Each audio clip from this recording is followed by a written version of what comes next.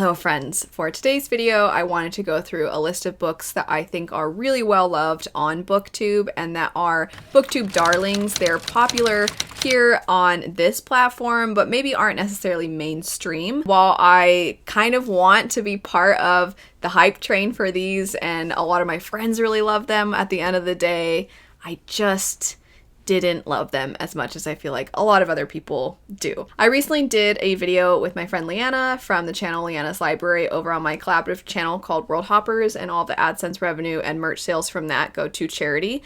And we had a discussion about rants versus gushes and what leads us to be gravitating toward one type of review or the other, what compels us when we love something to want to do dedicated reviews, and if we don't like something, what compels us to want to talk through why we didn't love it. And one thing Leanna brought up, and I thought it was a really interesting perspective, is that when we don't love things that seem to be pretty universally loved by a lot of other individuals, it can kind of make you feel like, I guess I didn't get it, fill in the blank negative thing.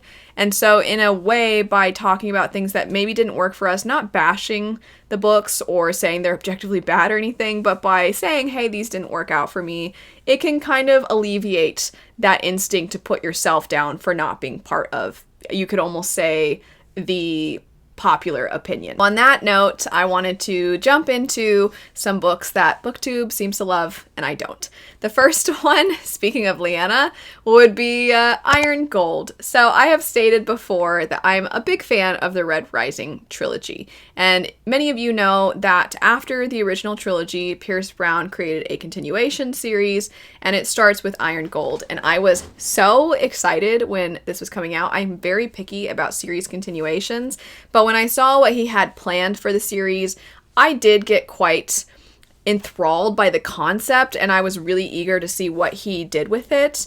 And I actually went to a release event and met up with Leanna at that event, and we went and then I read Iron Gold and I was like, I do not like this. Not because I thought that the writing was bad. In fact, I thought in a lot of ways the writing was better than what I'd seen in certain parts of the Red Rising trilogy.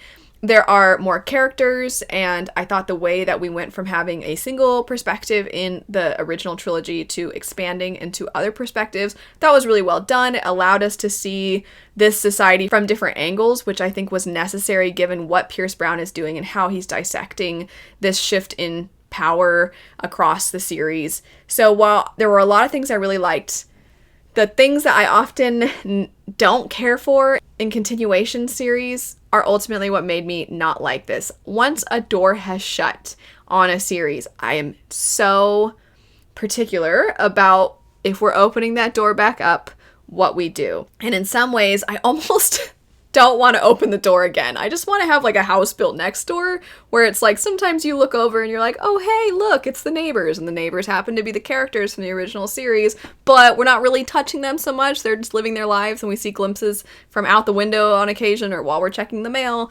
However, let's create a new thing with new characters, and then those people sometimes show up. I don't want to open the door and demolish the house and completely rebuild things. I don't want to do that. I don't want to do that. I'm trying to be vague on purpose so I don't spoil things. But I know this analogy is really stupid. I just don't like when we mess with things from before, and that's how I feel, and nobody seems to agree with me, and that's fine. It's fine. I'm glad so many people love it. I'm a little sad that I do not, because I see when every time there's a release for a book in this series, I see everybody getting excited about it. I see everybody putting it on their top books of the year. Moving on now, next up we have Guns of the Dawn. I'm guessing at the time this goes up, I will have yet to make an in-depth review for this one. I think I will do an in-depth review for this one, as I think to properly get into what didn't work for me, I will probably have to go into spoilers, so I can't do that here. But my friend Jessie May loves Guns of the Dawn. My friend Christy, they both have their own channels, loves Guns of the Dawn. I was so excited to jump into this one. When I first started, I really, really liked the opening. And then there were just certain things that occurred. It's more plot points that occurred that I really didn't like, that I thought sort of, I I don't want to use certain language that sounds incredibly negative, but it almost like lessened the impact, certain things that happened, of what I felt we were going for with some of the themes. And I actually was pretty shocked. I thought this book felt very youthful in a lot of ways. Given what I'd heard about it, I thought it was going to be a lot more mature in tone, but in a lot of ways I actually thought it felt not juvenile as in, oh, it's so dumb and immature, not like that, but it just felt a lot younger than I was expecting. And I think for military fantasy, I was thinking it would be something a little bit different. And it wasn't quite what I expected. Like I said, it's plot point things that didn't work for me. And hopefully at some point we'll be able to get into those. But I'm glad for so many other people that they really love it. I'm definitely going to check out something else by this author because I was surprised at how easy it was to get into the story. I thought it was going to take a little bit more time. And from what I'd heard about some of his other series, I thought they were more heady. And this is leading me to believe maybe that's not the case and that it's more ideas that are explored that are really interesting, captivating, compelling, and that the writing is very inviting, which I look forward to if that's a correct assessment. But of course, I've only read the one book, so we'll see. But the one book did not work for me, and I don't think I've literally seen anybody say it didn't work for them on Booktube. After that, we have, A Dowry of Blood.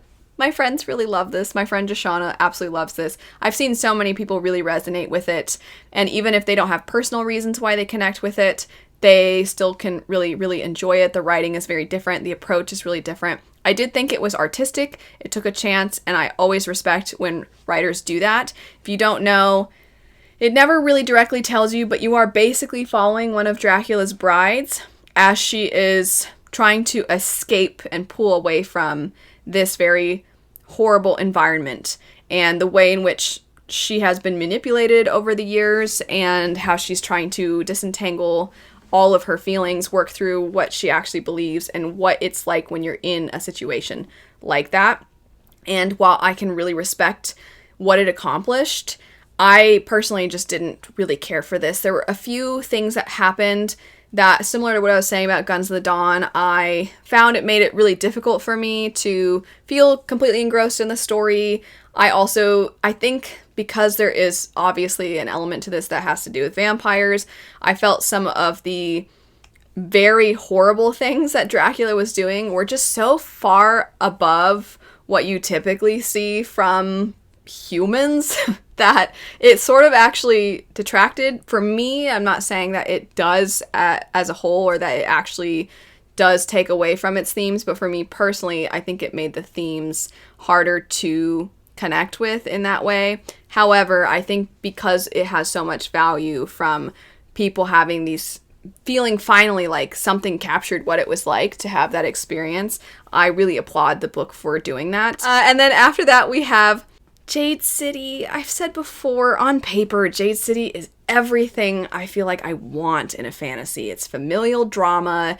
It is a slightly different setting than what you typically see. It has cool magic. It's got everything. It's got everybody's scheming, morally gray characters. There's just so much that I love, and I'm like, yep, that sounds good. Yep, that also makes me excited. Oh, I want to see that. And it had all those things, and I didn't care for it. And really all it comes down to is I didn't like anybody. I didn't like any of the characters. And when I see my friends talk about it, they'll talk about like, oh, Shay or oh, Hilo. And I'm just like, he's annoying. And I don't even always have to like characters to feel engaged in a story. I also just I didn't like following them. And I am so frustrated by that because I'm like, I feel like I should have loved it. I definitely want to read more by Fonda Lee, though. In fact, I have. Untethered Sky. I really liked Untethered Sky, and that's kind of an unpopular opinion because I feel like a lot of people who love Jade City check out Untethered Sky and they're like, oh, well, it's not like Jade City at all. And I'm like, that's true. I also really liked it, though. So it seems like if you've never checked out Fonda Lee, that there's a good chance you'll at least like something by her.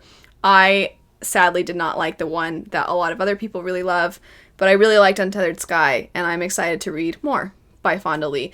I would read more by every single author that I've talked about. It's just these individual books for very personal reasons weren't ones that I connected with. And then we'll end today on one that I didn't by any means hate. I wouldn't even say I disliked it. I just didn't love it like a lot of other people.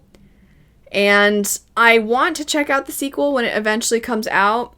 I'm not probably as hyped about the sequel as a lot of other people. I mean, people were acting like, oh, I'm not saying they're lying. I said acting like as if they're being being disingenuous or something, which I don't mean. But people really loved this. They were saying it was the best book they'd picked up this year. It's such a great entry for all of fantasy as a whole, the genre as a whole. We need more like this. And that would be The Will of the Many. I saw so many people love this, and people that don't typically always have a lot of overlap with what they like, because of course fantasy encompasses so many different things. There's so many subgenres. I was just like, I mean, it's fine. It was fine. And there's a section toward the end that had a really emotional, very gutting moment. And that was my favorite part of the book. And I'm like, oh, I want more of that. And also the magic, the concept behind it and how it works. I was like, this is so interesting. And then for plot reasons, it's kind of like, by the way, we can't really use the magic for the rest of this particular entry in the series. And I was like, dang, you introduced this cool thing. And I'm so excited to see more about it. And then you took it away from me. And so it was almost like, it's similar to how sometimes when things get marketed a certain way, you go in with a certain expectation and then you don't get quite what the marketing said, and then you're left inevitably kind of disappointed.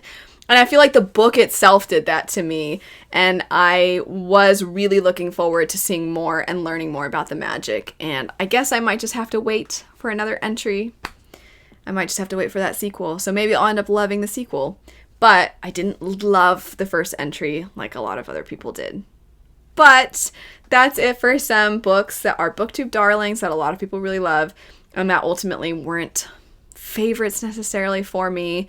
I am thinking about doing a similar style video for books that I would say I'm kind of also on the hype train with everybody else, and then maybe do what is like the reverse of this, where maybe certain books that Booktube didn't love but I actually kind of liked. Let me know what are books that you fall into this specific camp for, and do you find that you are in the same boat as me with any of the ones I mentioned. Thanks so much for watching. I hope you have a great rest of your day, and I'll see you later. Bye.